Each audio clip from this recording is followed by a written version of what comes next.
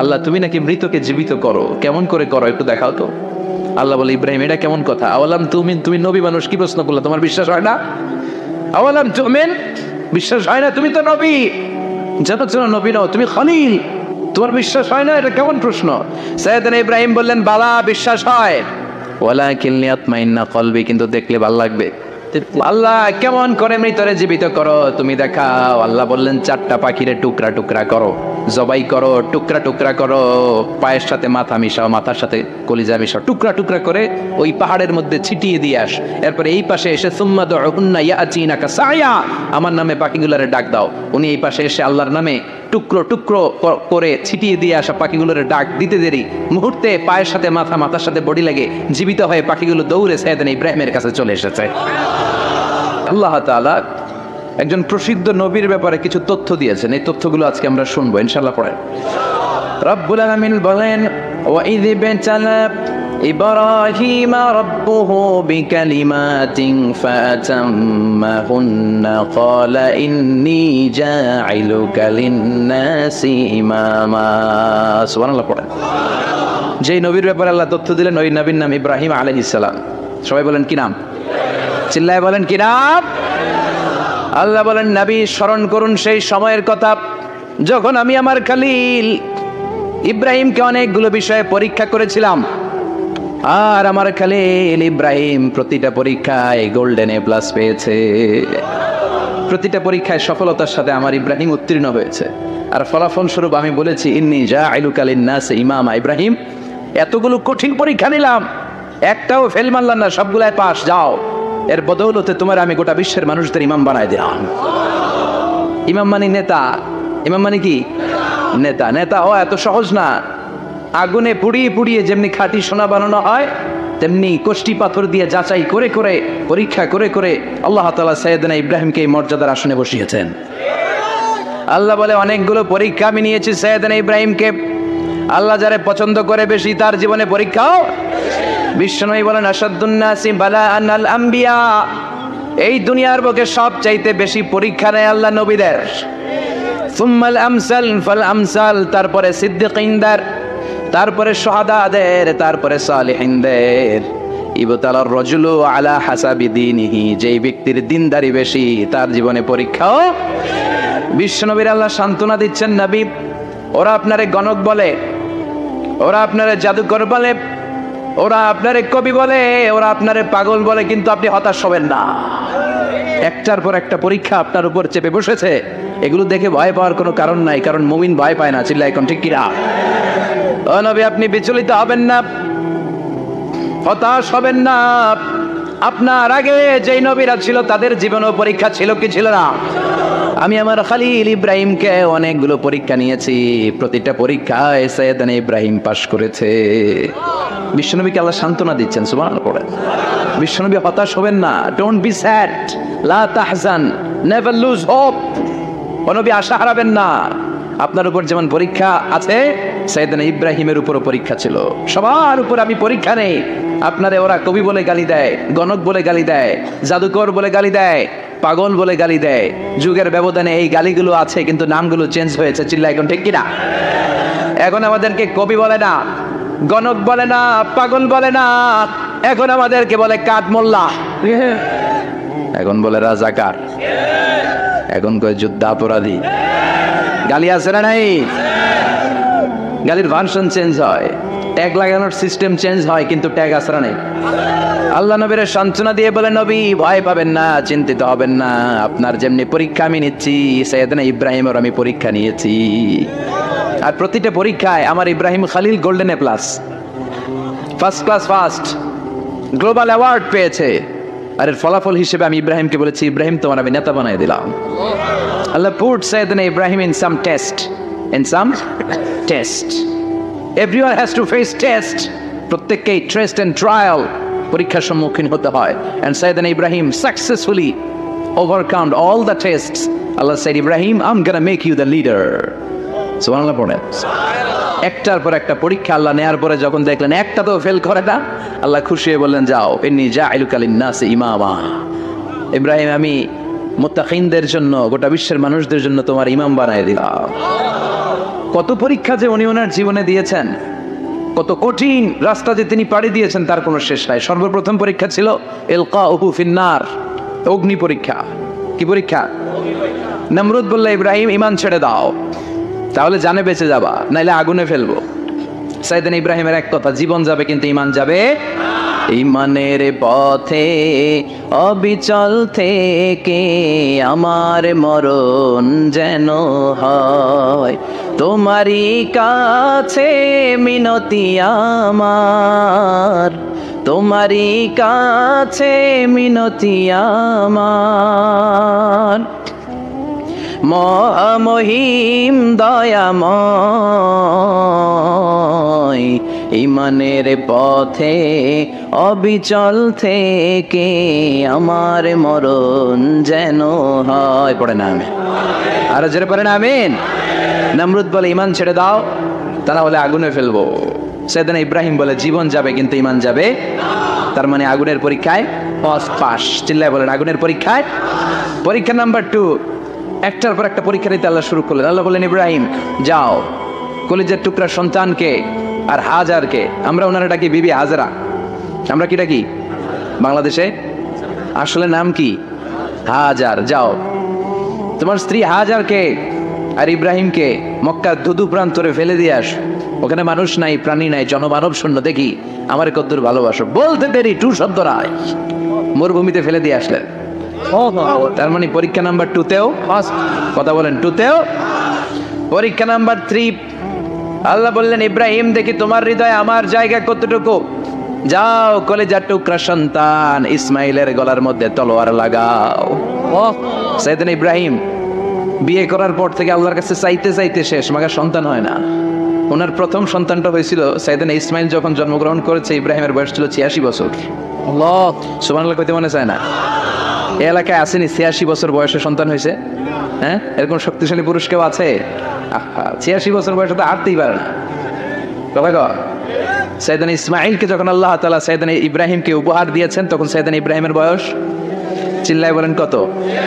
86 বছর বয়সে যে কলিজার টুকরা সন্তানটাকে হাতে পেলেন, চাঁদের মতো সুন্দর ছেলে। আল্লাহ বললেন, দেখি আমার হৃদয়ে তোমার জায়গা কতটুকু, ইসমাইলের জবাই করো। বলতে দেরি, ছুরি লাগাতে দেরি হয় না।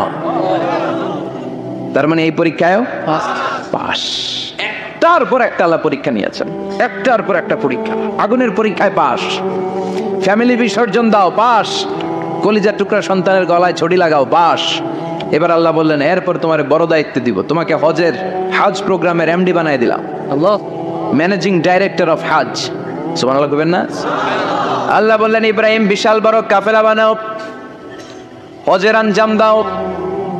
সাইয়েদনা ইব্রাহিম বললেন, আল্লাহ দুদুমরু প্রান্তর, জনমানব শূন্য, মানুষ নাই, পাখি নাই, কেউ নাই, কিভাবে আমি হজের আঞ্জাম দেব? আল্লাহ বললেন, ইব্রাহিম হজ প্রোগ্রামের ম্যানেজারগিরি করতে চাইলে 3টা পেশা তোমাকে বেছে নিতে হবে। কয়টা? এই 3টা পেশা এর সমন্বয়ে তুমি হজের প্রোগ্রামের আঞ্জাম দিতে পারবা। পেশা নাম্বার 1, তোমার রাজমিস্ত্রির কাজ করতে হবে। পেশা নাম্বার 2, তোমার ঝাড়ুদারগিরির কাজ করতে হবে। পেশা নাম্বার 3, তোমার মুয়াজ্জিনগিরি করতে হবে। সুবহানাল্লাহ কইবেন না? وَإِذْ يَرْفَعُ إِبْرَاهِيمُ الْقَوَاعِدَ مِنَ الْبَيْتِ وَإِسْمَاعِيلُ رَبَّنَا تَقَبَّلْ مِنَّا إِنَّكَ أَنْتَ السَّمِيعُ الْعَلِيمُ। সাইয়েদনা ইব্রাহিম আর কলিজার টুকরা সন্তান ইসমাইলকে নিয়ে রাজমিস্ত্রির কাজ শুরু করে দিলেন। আল্লাহু আকবার। কাবা ঘর ভেঙে চুরমার, বাপ বেটা মিলে রাজমিস্ত্রির কাজ, পাথর কেটে কেটে বাপ বেটা মিলে কাবা ঘর বানায়। পেশা নাম্বার 1 শেষ। পেশা নাম্বার 2 ঝাড়ুদারগিরি। পেশা নাম্বার 2 কি? আল্লাহ বললেন, তাহহিরা বাইতিয়া লিত-তাইফিনা ওয়াল আকিফিনা ওয়ার রুকআইস সুজুদ। মসজিদেরি ঝাড়ু বারদার হোক আমারে হাত, শোনো আমারে মুনাজাত, শোনো শোনো ইয়া ইলাহি আমারে মুনাজাত, শোনো আমারে মুনাজাত। পড়েন আমিন।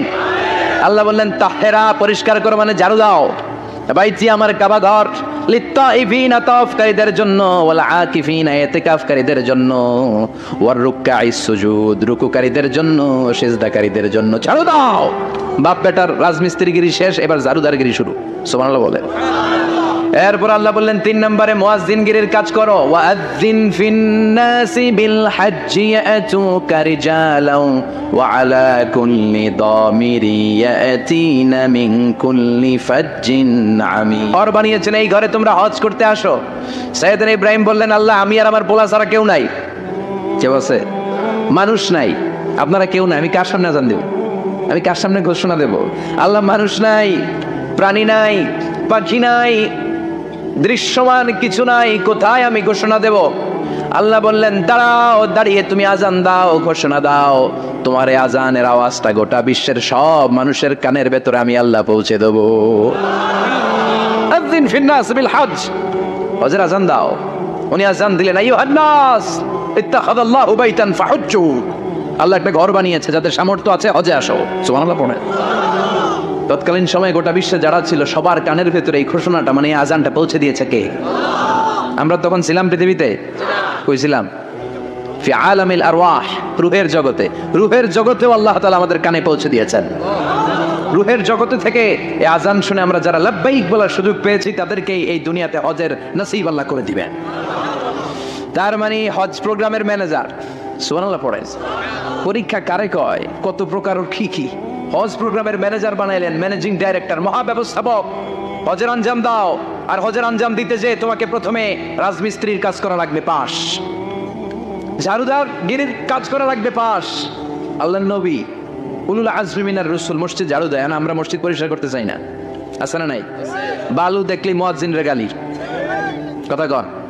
মসজিদে ময়লা দেখলে খাদেমের 14 গোষ্ঠী উদ্ধার করে ছাড়ে, আর নিজে পশ্চিম দিকে পড়ে আসারও খায় না। আছে না নাই?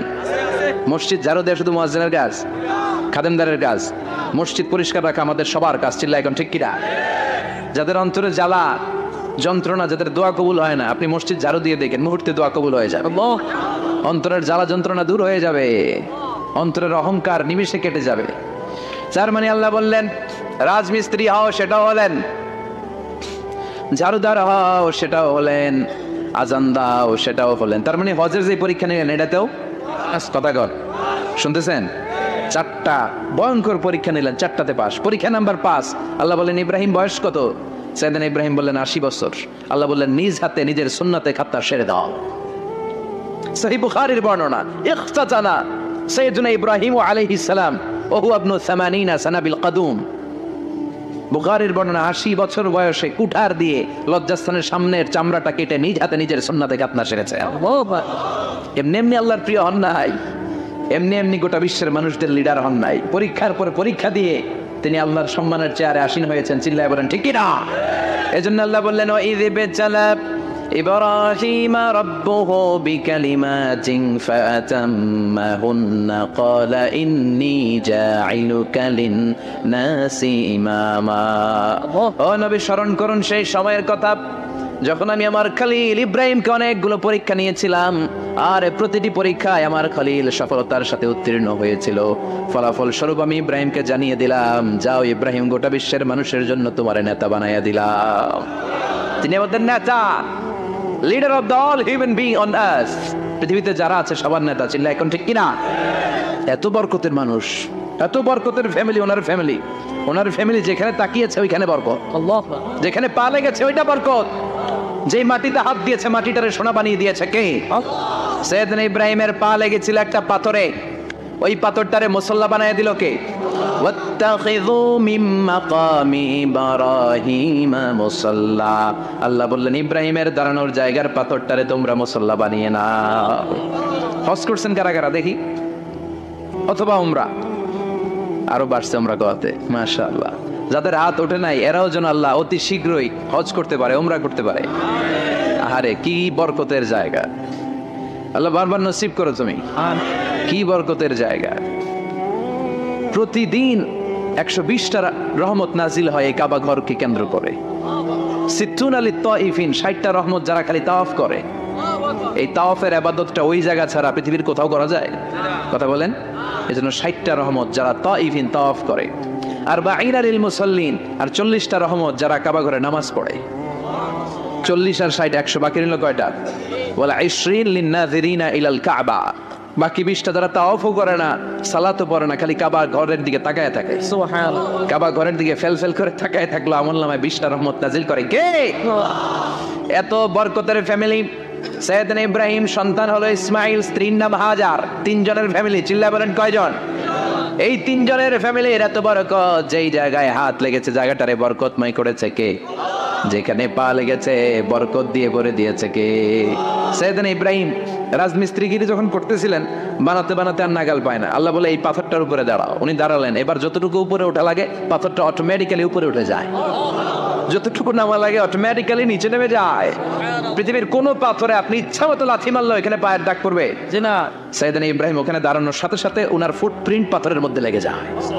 কাবা ঘরের পাশে গোটা বিশ্বের মানুষের কাছে চিরম্লান করার জন্য, চিরস্মরণীয় করে রাখার জন্য কাবা ঘরের পাশে আল্লাহ এই পাথরটার স্থান দিয়েছেন। মাকাম ইব্রাহিম। বিশ্বনবী তাওয়াফ করার পরেই ওই জায়গায় 2 রাকাত নামাজ পড়তেন। আপনারাও যারা হজ উমরা করবেন, তাওয়াফ করার পরেই মাকাম ইব্রাহিমে 2 রাকাত সালাত পড়া সুন্নাত। তার মানে পা লাগছে, ওইটা হয়ে গেছে আমগো মুসাল্লা। সাইয়েদনা ইব্রাহিমের পা যেখানে লাগছে ওটা আমাদের কি? সুবহানাল্লাহ কইবেন না? আর ওনার ছেলের পা যে জায়গায় লাগছে ওটা হয়ে গেছে জমজমের কুয়া। ছোট্ট বাচ্চা ইসমাইলকে রেখে দিয়ে আমরা যারা বলি বিবি হাজেরা, আসলে হাদিসের ভাষায় হাজার, তিনি সাফা পাহাড় থেকে মারওয়া পাহাড়ে দিলেন দৌড়। কোথায় পানি? পানি নাই। মরুভূমির বালির মধ্যে সূর্যের তাপ যখন পড়ে যায়, মরিচিকার মতো ঝলসানির একটা দৃশ্য ভেসে ওঠে, মনে হয় সাগরের পানি, আসলে পানি নাকি? তিনি সাফায় যায়, যে দেখে পানি নাই। মারওয়াতে যায়, যে দেখে পানি নাই। পানির সন্ধানে হাজার আলাইহিস সালাম 7 বার 2 পাহাড়ের মাঝখানে দৌড়াদৌড়ি করলেন। ওই পাহাড়ের মাঝখানে এই মহিলার পায়ের ছাপ লেগে গেল। এই দৌড়াদৌড়িটা আরশের উপর থেকে আল্লাহ এত সুন্দর উপভোগ করেছেন। আল্লাহর কাছে এই মহিলার দৌড়াদৌড়িটা এত ভালো লেগেছে, কিয়ামত পর্যন্ত সব হাজীদের জন্য এই জায়গায় দৌড়াদৌড়িটা আল্লাহ ওয়াজিব করে দিয়েছে। এই জায়গায় দৌড়াদৌড়ি না করলে হজ হবে না, উমরা হবে না। এই দৌড়াদৌড়িটা, মহিলাটার স্যাক্রিফাইস, হৃদয়ের আবেগ আর ভালোবাসাটা আল্লাহর কাছে এত পছন্দনীয় হয়েছে, কিয়ামত পর্যন্ত আল্লাহ চান সবাই দৌড়াবে, আমি উপর থেকে দেখবো। ওয়াজিব করে দিলেন। যার পা যেই জায়গায় লাগছে খালি বরকত। হঠাৎ কলকল কলকল আওয়াজ শুনতে পেলেন, সাফা মারওয়া থেকে দৌড়ে আসলেন কাবার কাছে। এসে দেখলেন ফেলে রাখা দুধের বাচ্চা ইসমাইলের পায়ের ধাক্কায় জমিন থেকে পানি বের হতে শুরু করেছে। কলকল কলকল আওয়াজ। ওনারা আরবি ভাষা জানতেন না। সাইয়েদনা ইব্রাহিম, ইসমাইল, হাজার এরা সুরিয়ানি ভাষার মানুষ ছিলেন। সুরিয়ানি ভাষায় উনি বসে পানি যাতে মরুভূমির বালুতে লেগে শুকিয়ে না যায়, বালু দিয়ে বাঁধ দিতেছে। আমরা বাঁধ দেই না পানি আটকানোর জন্য? দেখেন নাই মনে হয়? দেখেন নাই? পানি আটকানোর জন্য বাঁধ দেই আমরা। হাজার এসে বালু দিয়ে বাঁধ দিতেছে নিজে নিজে, আর নিজের সুরিয়ানি ভাষায় বলতেছে জাম জাম, মানে থাম থাম, পানি যাইস না তুই। জাম মানে কেফ কেফ, স্টপ স্টপ, থাম থাম, আরে পানি চলে যাস না, থাম থাম। ওনার মুখ নিঃসৃত এই জাম জাম শব্দ দুইটা আল্লাহ এত পছন্দ হয়েছে, কিয়ামত পর্যন্ত আল্লাহ এই কুয়ার নাম জামজামের কুয়া করে দিয়েছে। বরকত আর বরকত। ছেলেকে মিনার প্রান্তরে রেখে জবাইয়ের দৃশ্যটা আল্লাহর ভালো লেগেছে। কিয়ামত পর্যন্ত ঈদুল আজহাতে সবাই আমরা প্রাণী শুইয়ে এরকম জবাই করব, এটা আল্লাহ ওয়াজিব করে দিয়েছে। উপরের দিকে উঠতে চাইলে ট্যাং ধরে ওটা নামায়। এজন্য আমাদের জাতীয় খেলা হাডুডু। কথা বলেন। আল্লাহ বললেন সাইয়েদনা ইব্রাহিমের চরিত্র কিন্তু এমন ছিল না। ইন্না ইব্রাহিম লা হালিমুন আওয়াহুম মুনিব। আমার ইব্রাহিম ছিল সহনশীল। আল্লাহু আকবার। আমাদের বাংলাদেশিদের এখন সবচেয়ে বেশি দরকার এইটা, সহনশীলতা। আমরা অযাচিত মন্তব্য করতে দ্বিধাবোধ করি না, কমেন্টস করতে দ্বিধাবোধ করি না। ফেসবুকে ইউটিউবে কমেন্টস আছে না নাই? আছে। কার ব্যাপারে তুমি কমেন্টস করো, কি বিষয়ে কমেন্টস করো, ওই বিষয়ে আদৌ তোমার ধারণা আছে কিনা, পড়াশোনা আছে কিনা, তুমি ওইটাতে স্পেশালিস্ট কিনা, কোনো ধারণা। ইচ্ছে মতো কমেন্ট আছে না নাই? ইচ্ছে মতো মন্তব্য, একে অপরের প্রতি হিংসা, কোনো ভালোবাসা নাই, মহব্বত নাই। এক নবীর এক লা ইলাহার পতাকার তলে আমরা দাঁড়িয়ে চিল্লায় বলেন ঠিক কিনা? তারপরে গুতাগুতি, কিলাকিলি, কেউ কাউরে দেখতে পারে না। আল্লাহ তুমি হেফাজত করো, আমাদের মধ্যে তুমি ঐক্য তৈরি করে দাও, হিংসা জিঘাংসা তুমি হৃদয় থেকে দূর করে দাও। আবার আল্লাহ বললেন ইন্না ইব্রাহিম কানা উম্মাতান ওয়াহিদা। আমার খালিল ইব্রাহিম শুধু সহনশীল নয়, আমার খালিল ইব্রাহিম একাই একটা উম্মত। আল্লাহ, এটা একটা কথা হইলো, একা একটা উম্মত হইতে পারে? আমরা সবাই উম্মত, কোটি কোটি মানুষ, ফলে বিশ্ব নবীর উম্মত, উম্মতে মুহাম্মদে, ঠিক কিনা? একজন কি একটা উম্মত হইতে পারে? আল্লাহ বললেন ইব্রাহিম এমন নবী, একাই একটা উম্মত। সুবহানাল্লাহ পড়ে। ইন্না ইব্রাহিমা কানা উম্মাহ ওয়াহিদার, কারণ উনি যখন জমিনে ছিলেন একটা লোক আল্লাহর নাম নেয়ার মতো ছিল না, সব ছিল মুশরিক, উনি ছাড়া সব মুশরিক। উনি ছিলেন মুওয়াহহিদ, তাওহীদের পক্ষে। উনি ছাড়া পৃথিবীতে তখন যারা ছিল সব ছিল তাওহীদের বিপক্ষে, মানে মুশরিক। আল্লাহ বুঝাতে চাইলেন পুরো মুশরিক গোষ্ঠী একটা উম্মত, আমার ইব্রাহিম খলিল একাই আরেক উম্মত। ইন্না ইব্রাহিমা কানা উম্মাতান ওয়াহিদা। সাইয়েদনা ইব্রাহিমের সময়কালে মুসলমান বলতে কেউ ছিল না, উনি একা ছাড়া। তার মানে গোটা বিশ্বের সব মুশরিক মিলে একা একটা উম্মত, সাইয়েদনা ইব্রাহিম নিজে নিজে একটা উম্মত। কি পরীক্ষা করে, কিভাবে আল্লাহ ওনারে উত্তীর্ণ করেছেন। এজন্য খুশি হয়ে আল্লাহ ওনারে খালিল উপাধি দিয়েছেন। কথা কম, ওনার কিছু উপাধি আছে, একটা হচ্ছে সিদ্দিক। কি উপাধি? আমাদের অনেকের নাম আছে না? এদিকে আছে সিদ্দিক নামে কেউ? মাশাআল্লাহ আছে তো। সিদ্দিক মানে কি জানেন? হ্যাঁ, কথা কন। সত্যবাদী, শুধু সত্যবাদী না, সত্য প্রকাশে, সত্য গ্রহণে, সত্যের ব্যাপারে আপোষহীন, কোনো আপোষ করে না। চিল্লা এখন ঠিক কিনা? বিশ্বনবী মেরাজে গেলেন, মেরাজ থেকে ফিরে আসলেন, বিশ্বনবী বর্ণনা করলেন আমি বাইতুল মাকদাস দেখেছি মাঝরাতে, লক্ষাধিক নবীকে নিয়ে নামাজের ইমামতি করেছি, 7 আকাশ দেখেছি, আল্লাহর আরশ দেখেছি, আল্লাহর সাথে কথা বলেছি, আবার ফজরের আগেই মক্কায় ফিরে এসেছি। সবাইকে খাইছে খাইছে, মুহাম্মদের মাথার তার ছিঁড়ে গেছে। নাউজুবিল্লাহ পড়ে। আবু জাহেল, উতবা, সাইবা সবাই মিলে একটা সুযোগ পেল, বললো এতদিন আমরা আবু বকররে বুঝাইতে পারি না, আজকে মুহাম্মদ যে গাঞ্জাখুরি কথা বলে, এটা বললে আবু বকররে আমাদের দলে নিয়ে আসা যাবে। সবাই সাইয়েদনা আবু বকরের কাছে যায়, যে বলে আবু বকর জানো নাকি তোমার নবী নতুন কথা আমদানি করেছে?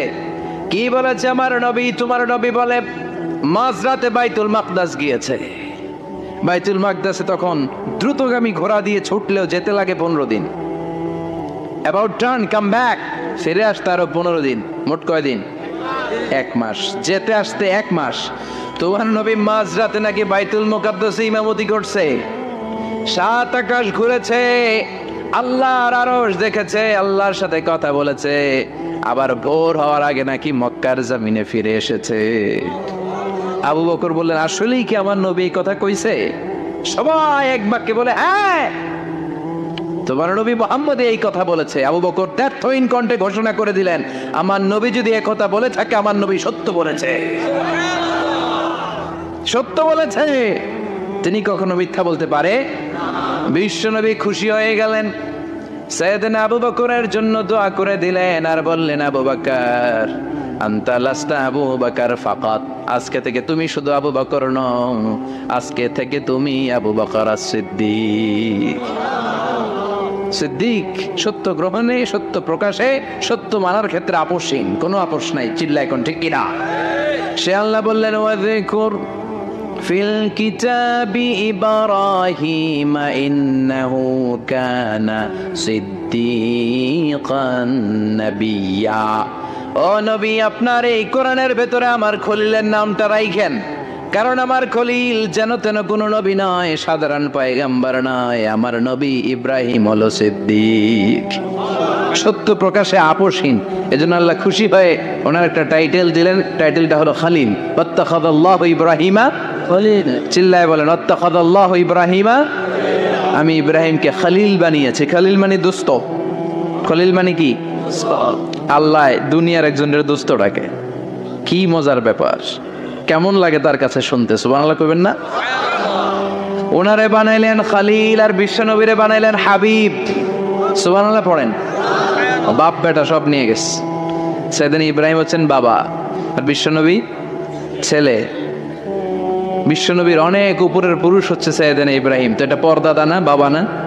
বিশ্বনবী বলতেন আনা দাওয়াতু আবি ইব্রাহিম, আমি নবীরে বয়ান আসানাসি করো, আমি তো ইব্রাহিম আলাইহিস সালামের দোয়ার ফসল। উনি যদি মক্কায় দাঁড়িয়ে দোয়া না করতেন আমার বিশ্বনবীর জন্ম হতো না। সুবহানাল্লাহ পড়েন। এজন্য বাবা হলো খলিল, ছেলে হলো হাবিব। খলিল মানেও বন্ধু, হাবিব মানেও বন্ধু। খলিল মানে এমন বন্ধু যেই বন্ধু আল্লাহরে খুশি করার জন্য কাজ করে, আর হাবিব মানে এমন বন্ধু যারে খুশি করার জন্য আল্লাহ নিজে কাজ করে। কার পাওয়ার বেশি? হাবিবের কয়েক ডিগ্রি বেশি। সুবহানাল্লাহ পড়েন। তার মানে বাপ বেটা, বাবা হলো খলিল, ছেলে হলো হাবিব। এই বাপ বেটার মধ্যে অনেক বিষয়ে মিল আছে না নাই? হাদিস কোরআনে খুঁজলে আপনি অনেকগুলো মিল পাবেন। আজকে 7টা মিলের কথা শোনাবো। সাইয়েদনা ইব্রাহিম আলাইহিস সালাম আর বিশ্বনবীর মাঝে 7টা মিল খুঁজে পাওয়া যায়। চিৎকার করে বলেন কয়টা? 7টা। শুনবেন? কষ্ট হচ্ছে? ঘুমে ধরছে? রাত তো অনেক হয়ে গেল। সর্বনাশ, 11টা। হ্যাঁ, শুনবেন? কতক্ষণ? সারা রাত। তাকবীর পড়া যাবে? হ্যাঁ, জোরে না আসতে? ভাগাভাগি করে দেন। শুরুতে বিবাহিতরা দেন, তারপর অবিবাহিতরা দেন, তারপর সবাই দেন। দিবেন? বিবাহিত কারা কারা আসছেন দেখি? সব ঘটন নাকি? অবিবাহিত নাই এলাকায়? হ্যাঁ, কম। মাশাআল্লাহ, তো বরকতের এলাকা। আলহামদুলিল্লাহ। দেখি অবিবাহিত কারা কারা আসছেন? এগুলো এলো করতে গিয়ে আবার দুই হাত করে তুলছে না?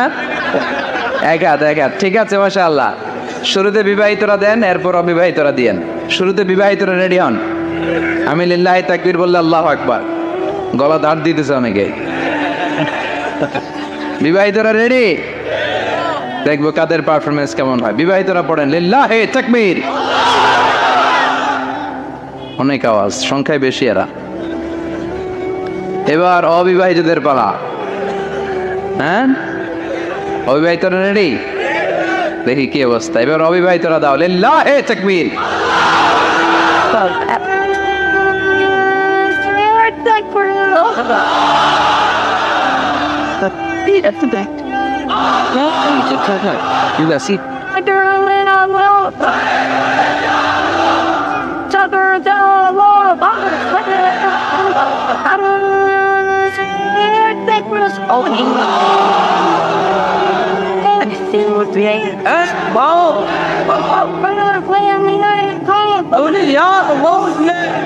মাশাআল্লাহ, সবাই মিলে 3টা পড়েন লিল্লাহি তাকবীর। পীর ঘুমটু আছে না গেছে? বাপ বেটার মধ্যে কয়টা মিল? চিল্লায় বলতে হবে কয়টা? 1 নাম্বার মিল হচ্ছে ফেস কাটিং এ মিল। সুবহানাল্লাহ। সাইয়েদনা ইব্রাহিম আর বিশ্বনবী চেহারা একরকম। বিশ্বনবী যখন মেরাজ রজনীতে আকাশে গেলেন, এক এক আসমানে এক এক নবীর সাথে দেখা, এক আসমানে সাইয়েদনা ইব্রাহিমের সাথে দেখা। মেরাজ শেষ করে যখন সাহাবীদের কাছে বর্ণনা করছেন কোন নবীর চেহারা দেখতে কিরকম, বিশ্বনবী বললেন আম্মা ইব্রাহিম। বুখারীর বর্ণনা, আম্মা ইব্রাহিম ফানজুরু ইলা সাহিবিকুম। আর ইব্রাহিম নবীর চেহারা কেমন জানতে চাও? জানতে হলে আমি বিশ্বনবীর দিকে তাকাও। আমার চেহারা দেখতে যেমন, আমার বাবা সাইয়েদনা ইব্রাহিমের চেহারা প্রায় হুবহু এরকম। তার মানে 1 নম্বরে কোন দিকে মিল? চেহারাতে মিল, ফেস কাটিং এ মিল। চিল্লায় কোন ঠিক কিনা? 2 নম্বরে উসওয়ায়ে হাসানা। 2 নবীর ক্ষেত্রে উসওয়ায়ে হাসানা শব্দ কোরআনে ব্যবহার করেছে কে? লাকাদ কানা লাকুম ফি রাসূলিল্লাহি উসওয়াতুন হাসানা। তোমাদের জন্য বিশ্বনবীর জীবনীর ভেতরে উত্তম আদর্শ আছে না নাই? আবার ইব্রাহিমের ক্ষেত্রে বললেন কদ কানাত লাকুম উসওয়াতুন হাসানাতুন ফি ইব্রাহিম। বিশ্বনবীর জীবনীতে যেমনি তোমাদের জন্য আদর্শ, সাইয়েদনা ইব্রাহিমের জীবনীতেও সুবহানাল্লাহ পড়েন। তার মানে বিশ্বনবীও মডেল, সাইয়েদনা ইব্রাহিমও মডেল। নাকি শাহরুখ খান আমাদের মডেল?